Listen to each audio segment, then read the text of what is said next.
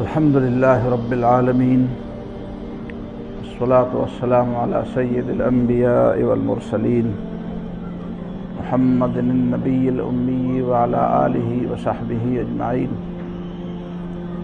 أما بعد فأعوذ بالله من الشيطان الرجيم.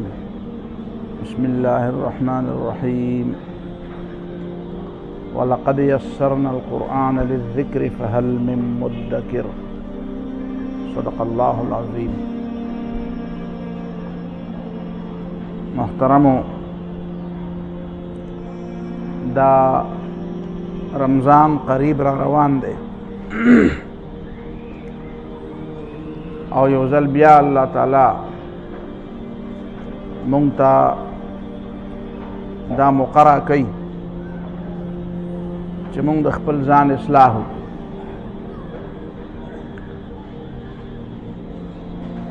اصلاح د قرآن او د سنت نه بغیر نه کیږي.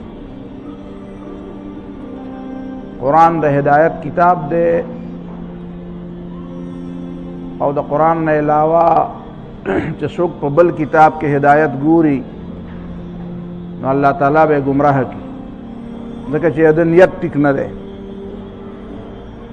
کم سړی چې هدایت ګوري او د قرآن نه علاوه په بل کتاب کې ګوري دا به خامخا گمراه کړي، ځکه چې که د نیت د هدایت وې نو کامل او مکمل کتاب موجود دی چې پائے کې شک نشته، لا ریب فیه، پائے کې د شک سے گنجائش نشته، او هغه الکتاب دی، مکمل کتاب دی، پائے کې څه کمی نشته. ما فرطنا فی الکتاب من شیء. اللہ تعالیٰ وی دے کتاب کے مونږ څه کمی نه دی پرېښودی. چې بے شک کتاب موجودی، مکمل او جامع کتاب موجود دی، د هر کمینه او د هر یو شک و شبهه نه بالاتر کتاب موجود دی او د الله تعالی کتاب دی.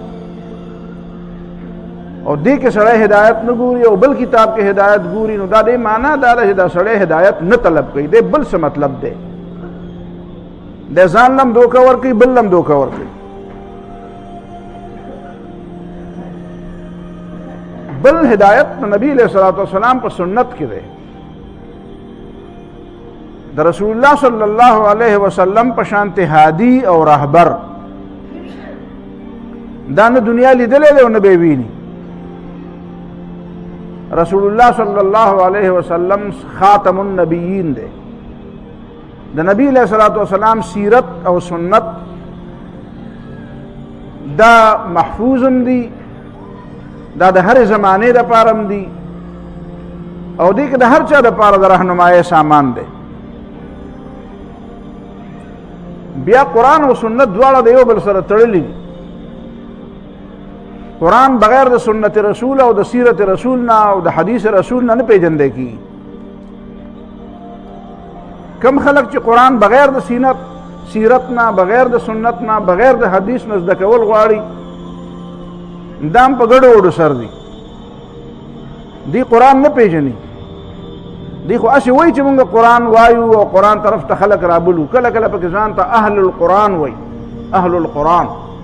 یاره جی مونږ خو بس صرف قرآن ته خلک رابلو، قرآن ته خلک رابلې نو قرآن به د نبی علیه الصلوۃ والسلام نه زده کوې، د سنت رسول نه به زده کوې.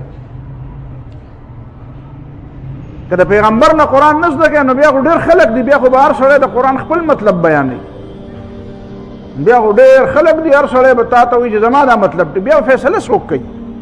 بیا به د دې څه پته لګي د چا دا مطلب ټیک دی؟ دا خو بیا د هدایت خبره نه شوه، دا خو بیا اختلافات شو، دا خو بیا ډېرې ډلې شوې. د دې ګمراهونه، د دې اختلافاتو نه، د دې ډلهبازو نه د بچ کېدو طریقه دا ده چې قرآن به د رسول الله صلی الله علیه وسلم نه زده کوې، د نبی علیه الصلوۃ والسلام سیرت او سنت په دې رڼا کې به زده کوې. دا به دواړه یو بل سره نږدې کوې نو هله به هدایت مومې. قرآن کې اللہ تعالیٰ نبی علیہ الصلوۃ والسلام ته وایي وَإِنَّكَ لَتَهْدِي إِلَىٰ صِرَاطٍ مُسْتَقِيمٍ، اے پیغمبر ته سمې لارې ته رهنمایي کې. او ان هذا القرآن يهدي للتي هي اقوم، دا قرآن هم هغه لارې ته رهنمایي کوي چې هر ټولو نه سمه لار ده. د ټولو نه بهتره لار ده، ډېره زیاته صحیح لار ده. نورې لارې ګډې وډې دي. وهذا صراطي مستقیما فاتبعوه. الله وی دا سمه لار ده، دا ما طرف ته راغلی ده، دا قرآن. نو دې پسې ځئ، په دې لاره روان شئ. ولا تتبعوا السبل. نورې لارې داسې نه چې نورې لارې نشته، نورې لارې دي خو ګډې وډې لارې دي. ولا تتبعوا السبل، په دې نورو ګډو وډو لارو مه ځئ. فتفرق بكم عن سبيله. دا ګډې وډې لارې به د الله د دې لارې نه خطا کي، دا به دنه دا سم شاهراه، دا صراط مستقیم به دنه ګډ وډ کي. په دې ګډو وډو لارو مه ځه. همدا یوه صراط مستقیم دی، په دې لاره ده. دا قرآن او سنت دې نه تاویږه. زه د خپلو شاګردانو ورور ته یو جمله وایم، جمله بظاهر ساده جمله ده، خو هغه ډېره د کار جمله ده که څوک پې ځان پوهېږي. زه وایم دا قرآن او سنت پر خپلو مضغو سواره کړئ. د یو سړي په مضغو یو شی سوري، ته هغه ته بله خبره کوې، هغه یو خبره کوي، ستا په خبره نه پوهېږي، ستا خبره نه اوري، د هغه په دماغو باندې یو شی سوري. پخوا به خلکو په حجرو کې وی په وږي باندې په مخه ډوډۍ ټپاره لګي. وایي که د چا د مخ تشبیه ورکوي، وایي د ده دا مخ داسې غونډ دی لکه ډوډۍ. دې مطلب دا دی د هغه دماغو نه هم دا ډوډۍ نه وځي، هغه دماغو باندې دا ډوډۍ سوره ده. تا چې تر څو پورې په خپلو دماغو باندې قرآن او سنت سواره کړي نه وي، چې خلک نورې خبرې کوي، خلک د فلسفیانو خبرې کوي، خلک د سړو خبرې کوي، خلک قصې وایي، خلک خوبونه وایي، خلک څوک د یو خوا راکاږي، څوک د بل خوا راکاږي. ته ورته یاره زه خو په دغه یوه خبره پوهېږم. چا په دې پوه شي چې دا سړی په بله نه دی، دا سړی هم دغه یو د الله او د الله د رسول خبره کوي، د ده په دماغ هم دا خبره سوره ده.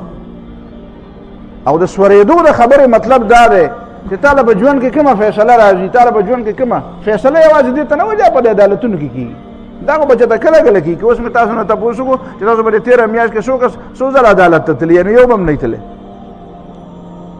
فیصلې خو ډېرې دي، فیصلې خو موږ روزانه هر قدم باندې موږ یو فیصله کوو.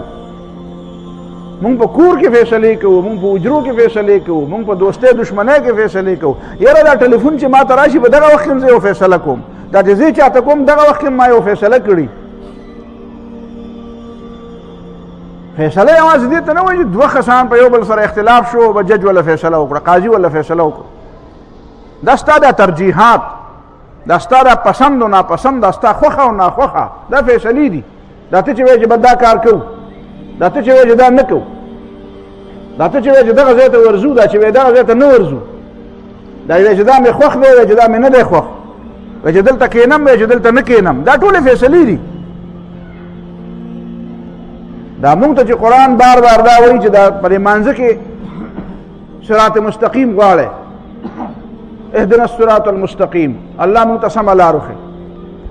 نو ځینې خلک دا سوال کوي چې سمه لار خو یې راته ښودلې ده که نه، بس مسلمانان یو کلمه م ویلې ده، نور نو بیا ته زه دا تپوس کوم چې دا بار بار په دې مانځه کې ولې وایي چې اهدنا الصراط المستقیم؟ ته ما ته سمه لار ښودلې ده که نه، یو په سمه لار روان مسلمان یې، نو بیا په هر مانځه کې یو په هر رکعت کې بیا ولې وایي چې اهدنا الصراط المستقیم؟ اوس ځکه وایي چې ته هر وخت څه فیصلې کوې، په هغې کې د خطا کېدو امکانات دي. کېدای شي چې د ماښام او د مازدیګر په منځ کې، د ماښام او د ماسخوتن په منځ کې چې تا مونځ هم کړی، په دې وخت کې به ته خطا شي. ځکه تا ته وایي چې ګوره صراط مستقیم غواړه، په مخه رانه غواړه چې خدای پاکه ما ته سمه لار وښیي، او چې الله درته وښیي نو بیا په هغې ځه. داسې نه چې الله ته وایي ما ته صراط مستقیم وښیه، بیا په ګډو وډو روان یې. یو سړی دی په دې کوڅو کې خطا شوی او تا ته وایي چې ما ته د ابوذر غفاري جومات لار وښیه، او ته ورته وایې چې دا مارکېټ دی او دې خوا روان شي، دا د غټ جومات دی. نو دی چې ګورې دا بیا خوا رواني کاواک کاواک ګوري، نو چې بیا ته مخې له ورشي نو تا ته وایي چې یاره ما ته د ابوذر غفاري جومات لار وښیه، ته ورته وایې تا ته ما اوس وویله دا لار ده که نه، دا لار. نو بیا یو ساعت پس ته بیا مخې له ورشي، بیا درته وایي ما ته لار وښیه، و راځي نه دلته. دا مذاق که ته د انسان سره کوې نو دا ډېر زیات مذاق دی، هغه انسان به تا ته څونه صبر وکړي. و الله دې موږ معاف کړي، دا مذاق څونه مسلمانان د الله تعالی سره کوي. سو زله وایي ما ته صراط مستقیم وښایه، ما ته سمه لار وښایه. الله پاک ورته وایي سمه لاره قرآن او سنت دی. دی بیا په ګډو وډو سري بیا چې فیصله کوي بیا ورته دا یېري چې ما د الله نه صراط مستقیم غوښتی و. بیا چې په ژوند کې کومه اهمه خبره او څه ترجیحات د هغوی بیا چې کوم خوښه ناخوښه وي بیا په هغې کې ورنه دا یېري چې ما خو د الله تعالی نه دا غوښتي و چې ما ته صراط مستقیم وښیي. اوس خو زه په ګډو وډو روان بیا دا هم یېري چې دا مې ګډه وډه وکړه که سمه مې وکړه. دا مذاق به بندېدل پکاري، دا مذاق به پرېښودل پکاري. دا ټوکې بني آدمو سره هم ډېرې مودې پورې نه چلېږي، الله سره خو ټوکې نه چلېږي. دا خبره به سنجیده اخیستل غواړي. د مسلمانانو غم دا دی چې د الله خبره، د الله د کتاب خبره، د الله سره شوې وعدې، د الله په مخ کې دا شل والا ګوتې او دا پوزه او دا تندی لګول دا ورته ټوکې ښکاري. بل ځای کې چې یو ګوته ولګوي که نه نو هغې باندې په غم کي چې یاره هلته په سټام باندې مې ګوته لګولې او خدای دې خیر کوي راپسې سمن را نه شي، راپسې پولیس راولېږي، راپسې جج چېرته راپسې ورنډ ګرفتاري راپسې، ځکه چې ما ګوته لګولې ده. او الله په مخ کې شل ځله شل واړه ګوتې هم لګوي او سر هم لګوي او تندی هم لګوي او زنګونان هم لګوي او خپې هم لګوي. خو دا سنجیده نه علي، دا سوچ نه کوي چې دا خو مې خدای په مخ کې راول دا مې په څه باندې دستخطې وکړې، دا لاسونه مې دا ګوتې مې په څه ولګولې. دا خبره به او الله تعالی ډېر زیات مهربانه دی، رحمان او رحیم دی. الرحمن الرحیم ډېر زیات مهربانه دی. که ډېر زیات مهربانه نه دی نو بیا به د الله تعالی د فیصلو مقابله به چا کړې وه؟ د الله تعالی فیصله به چا واپس کړې وه؟ څوک د الله تعالی فیصله واپس کولی شي؟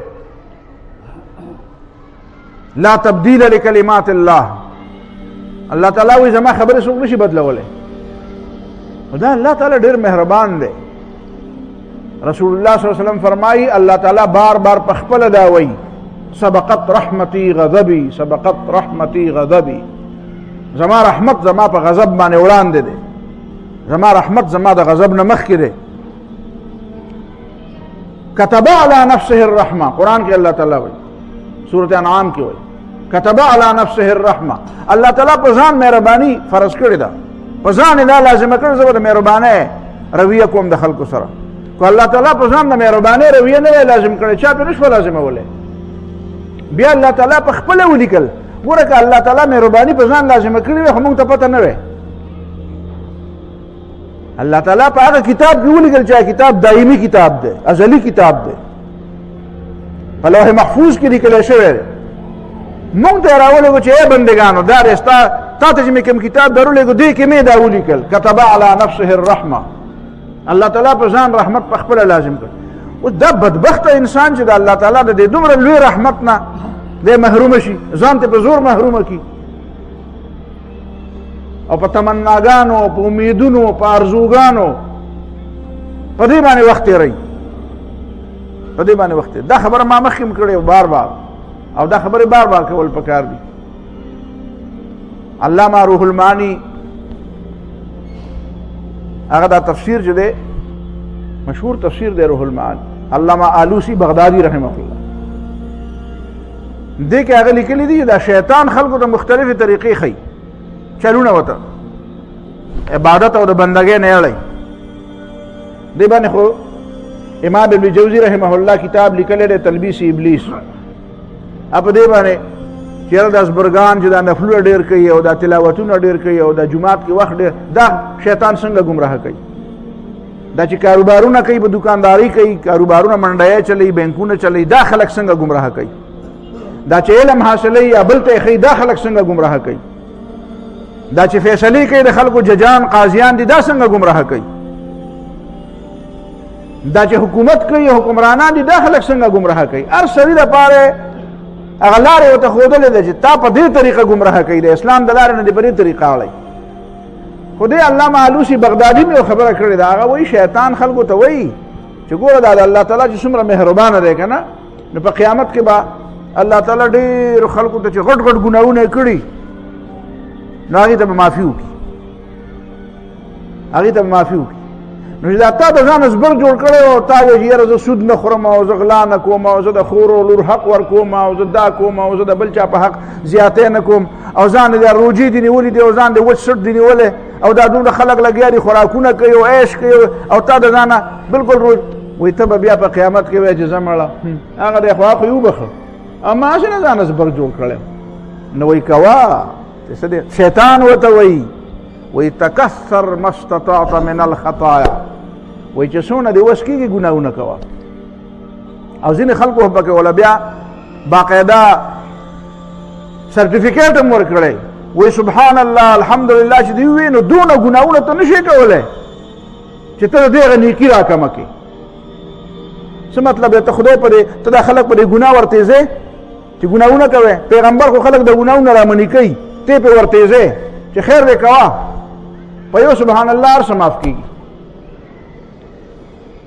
نه نه په دې پوه که څنګه به معاف کېږي کم ګناهونه به معاف کېږي نو شیطان ورته وایي تکثر ما استطعت من الخطایا وایي چې څونه دې وس کېږي ګناهونه کوه ولې وایي ستلقى فی غد ربا غفورا وایي چې سبا د قیامت په ورځ باندې چې ته کوم رب سره ملاوېږي هغه ډېر مهربانه دی تعد ندامة ایدیک مما ترکت مخافة ذنبا سرورا وایي بیا به په هغه وخت کې ارمان کې چې اوهو ما د ځانه زبر جوړ کړی و او دا ګناهونه مې نه کول او دا مې نه کول او هغه دی الله تعالی ټول خلک وبخه نو وروسته پسې بیا وایي یا ناظرا ترنو بعین راقدي وایي ای انسانه ته خو ګورې سترګې خو غړی خو داسې یې غړی لکه اوده چې یې غړی کله کله سړی اوده او سترګې غړېږي نو هغه یینې نه که ته ورته دا ګوته داسې خوځی نه یینې یا ناظرا ترنو بعینی راقدي اے کتونکیا خو د اوده په سترګو ګورې نه ومشاهدا للامر غیر مشاهدي هر څه ته ګورې خو داسې نه ښکاري لکه ته چې ورته ګورې ورته خو داسې نه ښکاري لکه ته عبرت نه لې نصیحت نه لې ځان نه پوهې سوچ نه کې غور نه کې انسیت رب تصل الذنوب الى الذنوب وترتجي په یو ګناه پسې بل ګناه کې او امیدونه دې سړي درجه الجنان ونیل فوز العابدي چې د جنت هغه اوچتې مرتبې به راته ملاویږي او د عبادت ګزارانو او د الله د صحیح بندګانو مرتبې به راته ملاویږي او کې ګناهونه انسیت ربک یوم اخرج آدم منها الى الدنیا بذنب واحد تا هغه ورځ یې راکړه چې آدم علیه السلام ته الله تعالی وی داونه مه خوره او شیطان دوکه کو وی خوړه پې الله تعالی ورته وی ولې دې وخوړه وی غلطي رانه وشوه وی اوس د جنت نه وځه نو هغه جنت چې د یوې خبرې په وجه باندې چې آدم علیه السلام په خپله اراده نه وکړې غلطي شیطان ورته دوکه ورکړې وه قسمونه یې ورته خوړلي د خدای په نوم یې ورته قسم وخوړ دوکه یې وله ورکړه نو د هغې په وجه خو الله تعالی آدم علیه السلام د جنت نه راکوز کړو او ته په دې دنیا کې یې او ګناهونه کوې ته زه به بره خېږم نو څنګه به خېږي دا احساس ځان کې پیدا کا چې الله تعالی سره عدل دی الله تعالی د چا پروا نه ساتي دا موږ ته ولې ویلي د ابراهیم علیه السلام پلار آزر دا به جهنم لځي الله تعالی د چا پروا نه ساتي ستا دا خیالي نو دا خبره ذهن کې کښېنوه دا مثالونه الله تعالی موږ ته په دې قرآن کې ټول بیان کړي د نوح علیه السلام د زوی مثال یې راته بیان کړو د یو پیغمبر پلار د بل پیغمبر زوی د نوح علیه السلام او د لوط علیه السلام بیبیانې قرآن د هغې په باره کې تذکره کړې ده كانتا تحت عبدین صالحین من عبادنا كانتا تحت عبدین من عبادنا صالحین فخانتاهما دوا پیغمبران دي انتهایی الله تعالی د هغې په نیکوکارۍ او د هغې په صالحیت ګواه دی خو فخانتاهما د دواړو ښځو د خپلو خاوندانو سره خیانت وکړو د هغه په لاره لا نړئ مؤمنو پیغمبرو دې د ایمان لاره خپله نه کړه نه د لوط علیه السلام ښځې او نه د نوح علیه السلام ښځې دا خیانت یې وکړو نوره بېحیایي نه ده کړې دا غلطي وکړه د خپل خاوند په حقه کې ملګرتیا ونه کړه نو فخانتاهما فلم یغنیا عنهما من الله شیئا نو دا دواړه پیغمبرانو د خپلې ښځې د دې جهنم نه بچ نه کړې فلم یغنیا عنهما من الله شیئا د الله تعالی سزا د الله تعالی عذاب د الله تعالی فیصله د دې نه لرې نه کړه د هغې په لار کې رکاوټ پیدا نه شو وقیل ادخل النار مع الداخلین او د دواړو ښځو ته وویلی شو چې ځئ جهنم ته نور کافرانو سره تاسو هم ځئ. ابراهیم علیه الصلاة والسلام د الله تعالی څومره عظیم پیغمبر دی. ملت ابیکم ابراهیم، د ابراهیم علیه السلام نه پس چې څومره پیغمبران راغلي ټول د هغه په نسل کې راغلي. او موږ ته وایي ستاسو دا دین ابراهیمي دی. هغه ابراهیم علیه الصلاة والسلام له ملائک راغله او ورته یې وی دی ویرېده چې ملائک د انسانانو په شکل کې راغله نو څه مسله به وي، څه خطرناکه خبره به وي. نو دلی خو د زوی زیری ورکو. بیا ورته وی ما خطبکما، څه مسله څه ده، مهم څه دی، اهم کار څه دی، چېرته روان یې؟ نو قالوا انا ارسلنا الى قوم لوط، مونږ د لوط علیه الصلاة والسلام قوم ته لېږلي شوي وو. لنرسل علیهم حجارة من طین، چې په هغې باندې د اسمان نه کاڼي راوورو. نو ابراهیم علیه الصلاة والسلام په باره کې الله تعالی فرمایي چې جاءته البشرى یجادلنا فی قوم لوط، چې په خپله وله زیری راغی، په خپله خو مطمئن شو چې ما ته خو څه مسله نشته. نو یجادلنا فی قوم لوط، ما سره باس کو، جدال جګړې ته وایي، بحث ته وایي.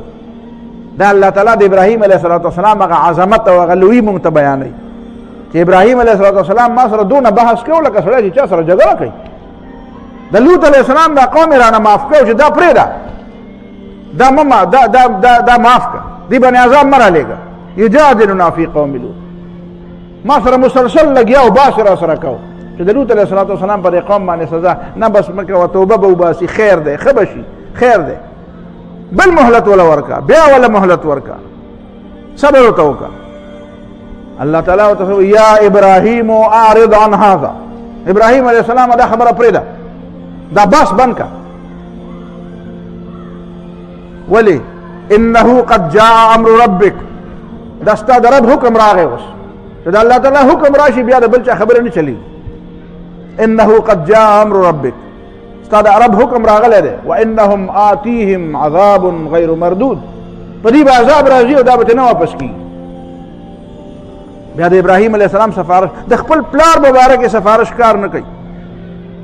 بخاري روایت دی د بخاري، ابراهیم علیه السلام په قرآن مجید کې 2-3 ځله د خپل پلار دپاره د معافی ذکر دی. واغفر لابي انه کان من الضالین، مولا زما پلار وبخې ځکه چې ګمراه دی.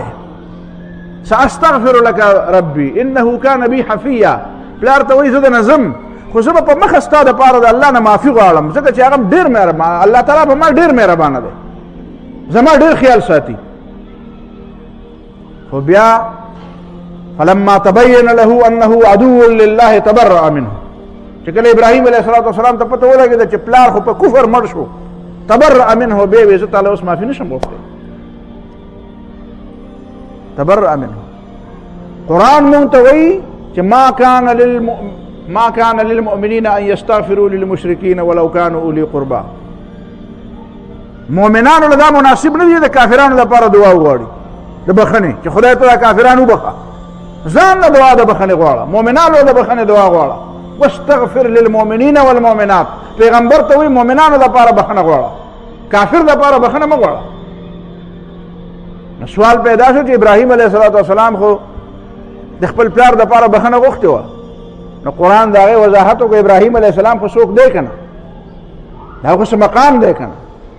نو چې په هغې اعتراض راغی نو قرآن د هغې جواب وکړو، وی وما كان استغفار ابراهیم لابیه الا عن موعدة وعدها ایاه، ابراهیم علیه السلام چې د پلار دپاره بخښنه غوښته نو وعده یې ورسره کړې وه، ځکه د وعدې پابندي کوله.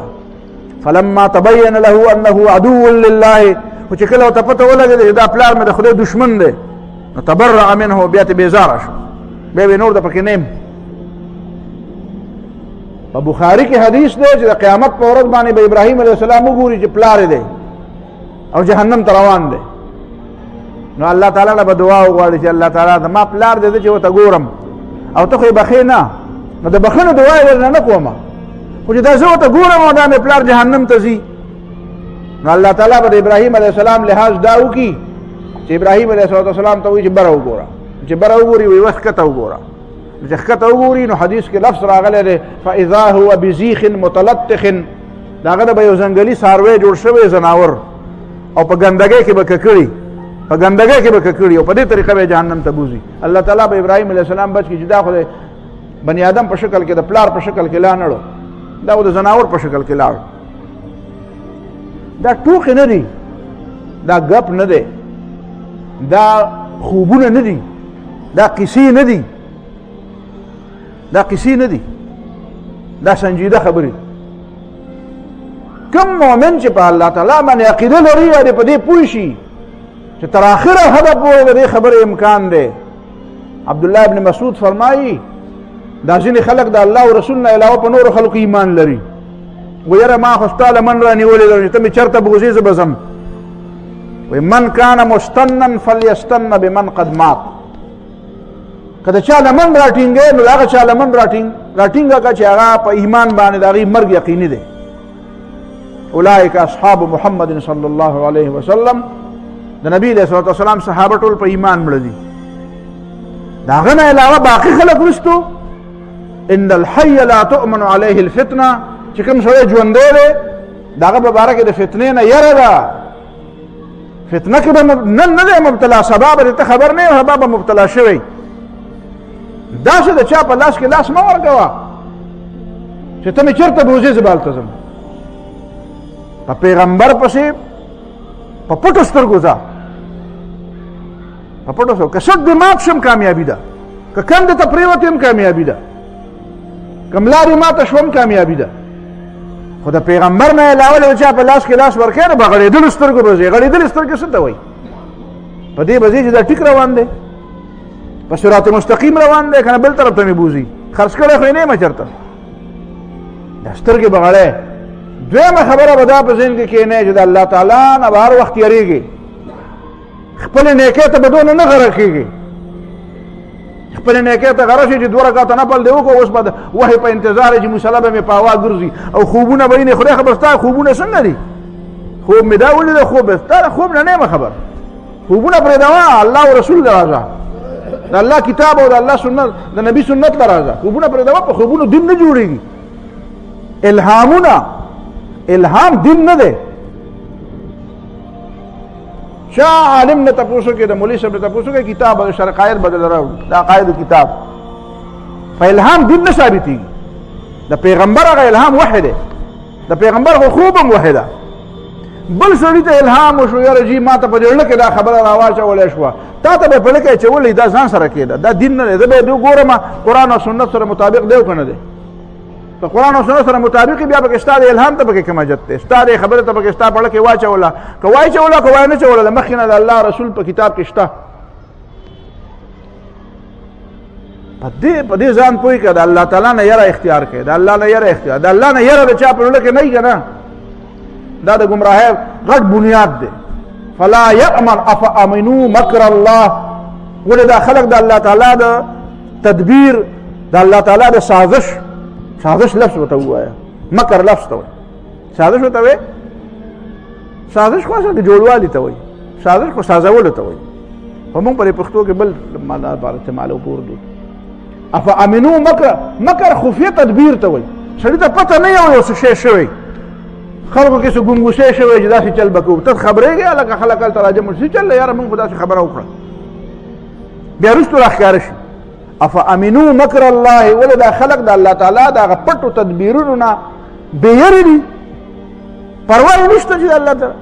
ما په انګلینډ کې یو ځل د خپل یو ملګري نه تپوس وکړو چې عالم ته زما په ځای هلته بل یو کس دی هلته درسونه کوي. د هغه نه مې تپوس وکړو، ما 2-3 ورځې مې ورته ما یاره ستا په دې 2-3 ورځو کې ما ستا نه د آخرت په باره کې څه فکر وانه اورېده. موږ په مجلسونو کې کېناستو، په ډوډۍ کېناستو، ګپې مو لګولې، ما ستا نه د آخرت، د جنت، د جهنم، د یرې، د تمې په باره کې، د قیامت، د حساب، د دې په باره کې ما ستا نه څه ټکی وانه اورېد. دا ولې؟ په دې نه پوهېږم دا ولې. دونه ورځې چې سړی یو بل سره کېني، خامخا د یو بل د تربیت وتواصوا بالحق وتواصوا بالصبر د مؤمن کار دا دی. مجلسونو کې کېنئ، الله تذکره به پکې ونشي، مجلس کې به کېنئ د حرام او حلال تذکره به ونشي، مجلس کې به کېنئ د قرآن آیت به پکې بیان نشي، مجلس کې به کېنئ د پیغمبر تذکره به را نشي، نو دا د انسانانو مجلس کې دا د خرو دی. نه خو د خرو مجلس خره. ما تا نه خو ما وانه اورېدو، ما ته ویل زه سره دوزخ لازم نه نو. ما دا دونه اطمینان نه ته څنګه وې، د مسلمان یم، مسلمان جنت ته ځي دوزخ ته نه ځي. نو ما ورته د سرټیفیکیټ درته میلاو دی سرټیفیکیټ میلاو دی چا درکړی دی سرټیفیکیټ خبره دا ده چې د الله تعالی نه به یره کوې او دا یره به ستا په ذهن کې پیدا کېږي څنګه قرآن به وی قرآن نه بغیر نه کېږي سوال نه پیدا کېږي چې ته ځان مړ کې د قرآن نه بغیر راته څوک وښایي چې چا هدایت مونته دی چا قرآن نه بغیر هدایت مونته دی پیغمبر علیہ السلام ته الله تعالی وی ما كنت تدري ما الكتاب ولا الايمان اے پیغمبره دا کتاب او دا ایمان خو تا د قرآن نه زده کړ نو چې پیغمبر د قرآن نه زده کوي صحابي د قرآن نه زده کوي نو ته د کوم ځای نه زده کوې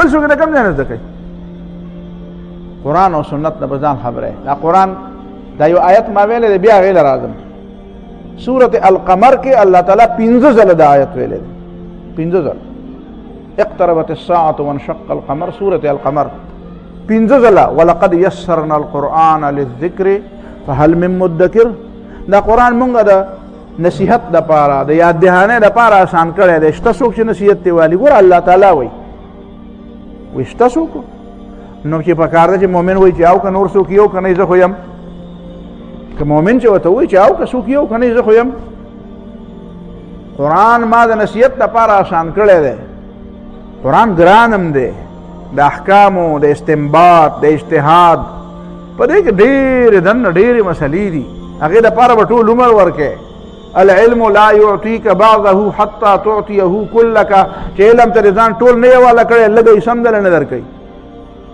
ځان به ورته ټوله والا کې خو د نصیحت دا خبرې خو ډېرې اسانې دي دا نصیحت خو ته تا استی شي نصیحت څه مطلب دی دې 15 آیاتونو کې الله تعالی د 15 قومونو ذکر کړی و د نوح علیه السلام ذکر یې وکړو بیا وی ولقد یسرنا القرآن للذکر فهل من مدکر قرآن هم د نصیحت دپاره آسان کړی دی شته څوک چې نصیحت والي د نوح علیه السلام پر یو واقعه کې نصیحت دی بیا د سمودیانو چې په سمودیانو باندې عذاب راغی صالح علیه السلام ورته معجزې پیش کړې وې نه منلې بیا پې عذاب راغی بیا عادیان او سمودیان دواړه هود علیه السلام ورته واعظ او نصیحت وکړو بیا وایي نه منو بیا د لوط علیه السلام واقعه لوط علیه السلام خپل قوم ته نصیحت وکړو توحید یې ورته بیان کړو دین یې ورته بیان کړو خلکو ونه منو اسمان نه پې کاڼي راوورېدل ښځه هم پکې مړه شوه ښځې ته یې ویې دا به نه ځي وایي ته ځه ولا یلتفت منکم احد الا امرأتک شاته به نه ګورئ شاته تماشه نه د عذاب دی او که ښځه دې شاته ګوري نو ګوري د په دې انه مصیبها ما اصابهم چې دا قوم څنګه غر کېږي داسې به دا ښځه هم غر کېږي بیا ورپسې په آخر کې د موسی علیه السلام قوم او فرعونیان دا 15 ځله دا 15 واقعات الله تعالی په دې صورت القمر کې ذکر کړه او بیا په هر یو سره وی ولقد یسرنا القرآن للذکر قرآن مونږ د نصیحت دپاره آسان کو نو فهل من مدکر نو شته څوک چې د قرآن نه نصیحت والی نصیحت د قرآن نه اله د واعظ او د نصیحت کتاب هم قرآن دی که د بل چا نه واعظ او نصیحت راغلی هغه به پکې چېرته څه زیاتی کمی کوي انسان دی که نه که ارادتن یې پکې کوي نو هم کېدی شي خو کله به پکې ارادتن نه کوي خو انسان دی نو د انسان هرې خبرې خو ضروري خو نه ده د ټولې خبرې ټکي څه به پکې ځان زیاتی هم ووایي نو د الله تعالی د کتاب نه نصیحت والا چې په دې کې د هر یو څیز خپل اصل حیثیت او خپل اصل مقام بیان شوی دی کې افراط تفریط نشته انسان خو کله یو شی ډېر خوښي نو د هغه وزن د چټاکۍ نه من جوړ کړي او کله یو شی خوښ نه وي نو د هغه د هغه من نه چټاکۍ جوړه کړي چل خو له ورځي خلکو له خو الله تعالی داسې نه کوي الله تعالی عدل کوي عدل معنا دا چې د چا څونه مقام دی الله تعالی ول هغه مقام ورکوي نو که په عبرت اخلي نو عبرت د قصونه ما لا د نور قصونه قرآن بیان که قرآن زده که ځان پې پوه که او بل د تذکیر معنا دا ده چې دا یادول کوي خلکو ته دا قرآن خلکو ته تا ته به څه شی قصې یادېږي قرآن خلکو ته یوه اهمه خبره یادوي وایي تا یو ځل په الله تعالی باندې ځان خرڅ کړی دی بیا په هر چا ځان مه خرڅوه یو شی چې ته خرڅ کړي دا چشمیر دی دا زه په چا خرڅ کړم یا په ما دا سړي خرڅې کړي او اوس هغه دوکاندار وایي چې دا اوس په بل چا خرڅوم نو زه به ورته وایم چې ته روغې کې لیونی دا ورته په ما یو ځل خرڅې کړي ما دا پیسې درکړي نو الله تعالی بندگانو ته وایي چې بنده یو ځل په ما ځان را خرڅ کو. په ازل کې یو کلمه دی ویلې وه، ما راته وایي الستو بربکم، زه د رب یم که نه یم؟ تا وایي بلا ولې مې نه؟ نو تا په ما ځان را خرڅ کو. بیا د هغې نه بعد چې ته پیدا شوې مؤمن یې ځان ته وې، د مؤمن دپاره خو ته په غوږ کې درته اذان هم وشو، دی درته را یادول هغه بله خبره. بیا چې ته پوه شوې، شعور دې راغی، عقل دې راغی، تا کلمه وویله، چا د باندې مری نه وي نیولی په زور دی. نو دا ټولې خبرې د دې خبرې ثبوت دی که نه چې تا یو ځل په خدای باندې ځان خرڅ کړو. چې په خدای ځان خرڅ کړو نو اوس په شیطان ځان مه خرڅوه، اوس په بل بنده ځان مه خرڅوه، اوس اکوبکو مه کوه، اوس چا کومه وعده دې کړې دا پوره کړه. دا خبرې درته قرآن کوي. ولقد یسرنا القرآن للذکر. دا روژه را روانه ده، دلته به مولوي صاحب هم د ور تفسیر به کوي. د خلکو ته دا داسې ښکاري زه مړه خو دا په مخه کېږي ثواب په نیت باسې کینو. یاره ثواب په نیت خو کښېنه، خو د پوهې په نیت کښېنه. ثواب په نیت به کینو، دا صرف د ثوابونو په نیت کیني، ځان پوهیږي نه، بیا پکې ودی چې ته تپوس وکړې سی وي یاره زه خدای د ثواب په نیت ناست وم، خبر ته نه یم چې سی وي. نو دا صحابه کرام به په دې نیت کېناستل چې بس هسې به ثواب مې کېږي. نو بیا به دا خلک چا پوه کړي؟ دا علم دا څنګه خور شو؟ دا علم څنګه خور شو؟ دا داسې خور شو چې خلک د ثواب په نیت کېناسته او ټکي نه نه خبرې ده، د ځان نه پوهیږي، وایي زه مړه ثواب بیا سم کېږي. نو بیا به بل پاخوا بل طرف یاره څه خبرې مه وایي، هغه راته وایي چې د اسلام خبره ده، د دین خبره ده. د ځان د پوهې په نیت خو ځان پوهې که فعلم، الله تعالی پیغمبر ته وایي فعلم انه لا اله الا الله، علم حاصل که په دې باندې، په دې ځان پوهې که. نو دا څوک په اردو باندې پوهېږي او تفسیر پیدا کوي. بل کال ما ملګرو ته ویلي وو، ما وی دا فی ظلال القرآن د سید قطب شهید رحمت الله علیه ټول تفسیرونه دي، تفسیر ماجدی هم ښه دی، معارف القرآن هم ښه دی، تفهیم القرآن هم ښه دی، مولانا مودودی، مولانا مفتی محمد شفیع صاحب، دا مولانا کاندهلوی صاحب، ډېر علما اردو کې تفسیر، مولانا عبدالماجد دریابادي صاحب، ټول اردو کې تفسیر. خو دې اردو کې دا تفسیر فی ظلال القرآن چې دی د دې دا دویم جلد او خاص کر دا سورت الانعام د دې دا مقدمه دا په دې را روانه روژه کې وګورئ، څوک چې په اردو پوهېږي، څوک چې په اردو پوهېږي. ما یو ملګري ته وویل، نو هغه ملګري بیا ما ته وایي ستا په ما ډېر غټ احسان دی، یا کتاب مې واخېسته، وایي د ایمان په خوند پوه شوم، د ایمان په هغه لذت پوه شوم، په لذت پوه شوم. وایي داسې خوشحالي راته میلاو دی، داسې خوشحالي راته په ژوند کې نه وه میلاو شوې چې دا فی ظلال القرآن د سید قطب، ځکه چې هغه خو پې سر ورکړی دی که نه. سید قطب شهید رحمت الله علیه د مصر ډېر لوی سکالر او عالم و، په اسلام یې سر ورکړی دی. هلته یو سرکاري مولوي صاحب و چې دی پانسي کو، نو هغه وله غوږ له راغی، په وخت کې ورته وایي کلمه ووایه. د هغه دا ډیوټي وه که نه، په دې تنخواه اخېسته غریبه چې څوک پانسي کېږي نو هغه ورته کلمه ووایه. نو هغه ورته وایي دلته لږ راشه، وایي تا ته په غوږ کې، تا ما ته په غوږ کې خبره وکړه که نه، وایي تا ته هم زه په غوږ کې خبره کوم. نو چې په غوږ کې ورته وایي نو خلکو ته بیا تپوس وکړه، سید صاحب درته په غوږ کې څه ووایي؟ وایي مړه وایي ډېره سخته خبره راته وکړه. نو وایي نه اوس یې راته ووایه، نو څه درته وایي؟ وایي ما ورته ووایي چې کلمه ووایه. وایي هغه راته وایي چې مولوي صاحب ته په کلمه پیسې ګټې او زه د کلمې لپاره سر ورکوم، شرمېږې نه چې ما ته وایي چې کلمه ووایه؟ ته خبرې زه سر ولې ورکوم؟ کلمه مې ویلې ده ځکه، او ته مې وایې چې ما کلمه ویلې ده، نو تا له پیسې درکړې او ما نه سر وایي. نو کلمه داسې لکه دا تا چې ویلې ده، کلمه داسې وي لکه دا ما چې ویلې ده. دا زما په شانتې ته ووایه چې درته پته ولګي چې په خوند دې پوه شې. هغه سید قطب شهید چې خلکو ته وایي معافي ولیکه، وایي معافي وغواړه، نو کېدای شي د پانسۍ نه بد شي. نو هغه ورته وایي زه چې په اشهد ان لا اله الا الله کې دا کومه ګوته اوچتوم، نو ما له حیا راځي چې په دې قلم راوالم او د ظالم نه پې معافي وغواړم. دا ما د توحید په بنیاد دا ګوته ډېره ډېره اوچته کړې ده، دا زه د ظالم نه د معافۍ دپاره نشم حرکت دی له ورکولی، ما دې له د الله تعالی د توحید په نوم حرکت ورکړی دی. زه دې نه د ظالم دپاره د معافۍ دپاره حرکت نشم ورکړی. د هغه سړي تفسیر وګوره، او بیا د مولانا مودودي هغه مه ګوره چې هغه هم د پانسۍ په کوټه کې و، خلکو ورته وایي ته هم معافي وغواړه. مولانا ورته ویل دا د مرګ او د ژوند فیصلې په اسمان کې کېږي، دا په دې ځمکه نه کېږي. خپل بچي ورته وایي بابا، وایي زمونږ خو پلار یې که نه، مونږ خو ماشومان یو، چې تا پانسي کړي نو مونږ به ماشومان پاتې شو. نو مولانا ورته وایي چې ای بچیا داسې چل دی چې ما په دې دنیا کې ډېره دنیا کتلې ده، سیلونه مې کړي دي، زه اوس د آخرت سیل کول غواړم. نو خیر دی ما دې سیل ته لږ پرېږده چې الله تعالی وغوښتو نو د آخرت سیل به وکړم، د آخرت سیل به وکړم. بیا یې په د پانسۍ په کوټه کې چې په توره کوټه کې نو د مولانا نه هغه ورته وایي چې دا پرتوګاښونه لرې کړې او د دې په ځای ولې لنګونه ورکړه. نو مولانا عبدالستار خان نیازي وایي مولانا په خپله دا خبرې نه دي کړي. عبدالستار خان نیازي هغه هم ورسره په جیل کې و، هغه هم د ختم نبوت و. دا خلک خبرې ډېرې کوي خو د ختم نبوت په مسله باندې د قادیاني په مسله باندې صرف د دوو کسانو ته پانسي اورولی شوې وه، یو مولانا مودودي او یو مولانا عبدالستار خان نیازي. تاسو به پېژنئ عبدالستار اټقوله به یې والی و، مشهور عالم و.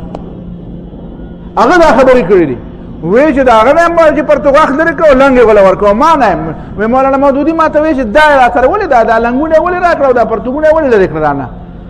وایي ما ورته وایي چې دا داسې وایي چې هسې نه چېرته دا پرتوګاښ وباسې او ځان ته یې وانه چې پانسي نه کوي. مولانا دونه په ډرک ډرک وخندل چې دا غټ بېوقوفه نه دي. وایي ما وایي چې څنګه وایي چې چاته به د شهادت مرګ ملاویږي او هغه به ځان پانسي کوي خودکشي به کوي، دا ډېر غټ بېوقوفه قوم دی. وی بیا چې په سبا له زمونږ د پانسۍ خبره وه نو ماسوتن مالې وه مولانا ډوډۍ وخوړله او چې سملاستو نو سملاستو سره سیده وده شو خڼېده خڼار یې کو. وی ما له د یارې نه خوب نه راته چې سبا له به پانسي کېږو. ما چې مولانا دا ته څنګه بني ادم یې سبا له پانسي کېږي او دا خڼېږي.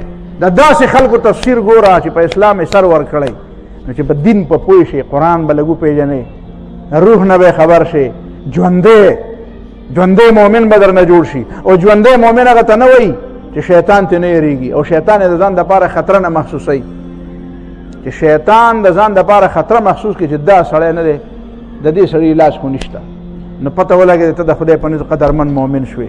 نو راځئ چې د الله تعالی په نزد باندې ځان قدرمن کړو. دا را روانه روژه نه ده، دا ضایع کوو نه، دا ضایع کوو نه. دې کې دین زده کوو، قرآن زده کوو، الله تعالی ته ځان نږدې کوو، معافیان یې غواړو، علم زده کوو. علم چې د علم اصلحه در سره نه وه نو شیطان ډېر خلک پرې ګوتو کې ګډوي.